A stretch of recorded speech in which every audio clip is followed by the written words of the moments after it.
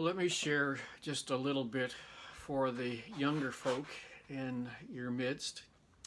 I am a lighthouse nut. As you can see over my shoulder, there is a lighthouse that's sitting there. There are pictures of lighthouses on the walls behind me. There are other lighthouses that are sitting on the shelves.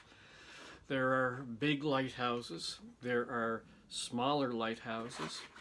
There are smaller lighthouses.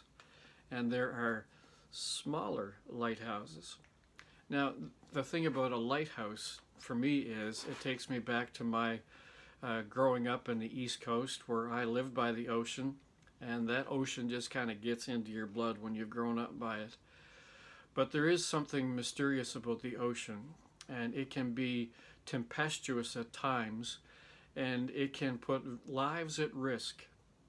And the beauty of a lighthouse historically is that it would shine its light out at night so that passing ships would be aware that there's rocky ground awaiting them if they get too close.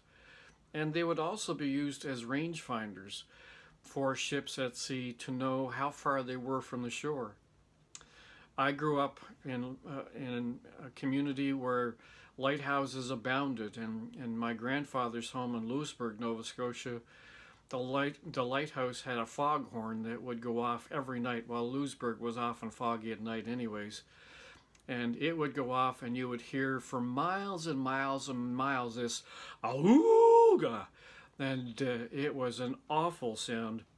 If you stood near it at Lighthouse Point, it would just about blast you into the ocean itself.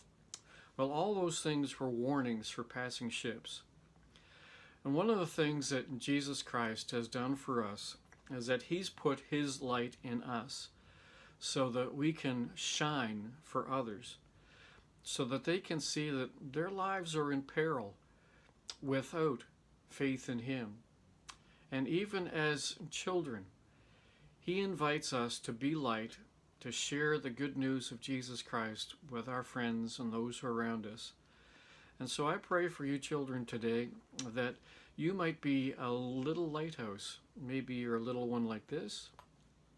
Maybe you're a little one like this.